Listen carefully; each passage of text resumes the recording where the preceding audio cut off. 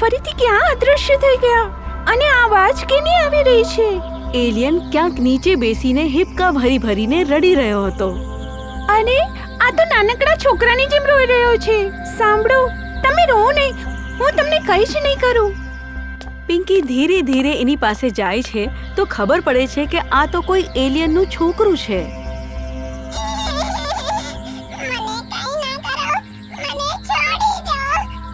તમે ડરો નહીં, હું તમને કંઈ જ નહીં કરું.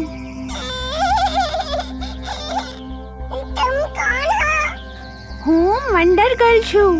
હું આ શહેરની રક્ષા કરું છું. પણ તમે અહીંયા કેવી રીતે આવ્યા?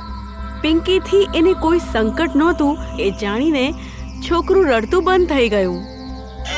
હું બીજી ગેલેક્સીમાં રહું છું.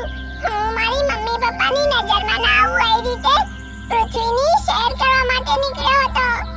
પર મારી સ્પેસશિપ ખરાબ થઈ ગઈ અને હું અહીંયા અટકી ગયો. પણ તું અહીંયા બધા ઉપર હુમલો કેમ કરી છે? મને કોઈક લોકોએ જોઈ લીધો અને એ લોકો મારી પાછળ પડી ગયા એટલે હું ડરી ગયો હતો. પિંકી અને એલિયનનું બચ્ચું વાત જ કરતા હતા ત્યાં જ પોલીસની ગાડી આવી જે એવું સાયરન વગાડતી હતી કે સાવધાન રહો, એલિયન આવી ગયો છે. તરત જ પિંકીએ એલિયનને ઉઠાવ્યું અને હવામાં ઉડી ગઈ. ચલો જલ્દી અહીંયાથી, આપણે અહીંયાથી નીકળવું જોઈએ. બીજે દિવસે ગોલુ પિંકીના ઘરે પહોંચે છે અને કાલના ઉજાસ વિશે વાત કરે છે. પિંકી, શું તું કાલે ઓલા એલિયનથી મળવા ગઈ હતી? પેલું અજવાળું જ એલિયન હતો ને? બોલ ને. અરે ગોલુ, તું કેટલા સવાલ પૂછે છે. આવ, તારી માટે સરપ્રાઈઝ છે. પિંકી ગોલુને ગેસ્ટ હાઉસ લઈ જાય છે જ્યાં એણે એલિયનના છોકરાને છુપાવ્યો હોય છે. જો ગોલુ, ચીસો નહીં પાડતો અને ડરવાની તો બિલકુલ મનાઈ છે. પણ એવી કઈ સરપ્રાઈઝ છે?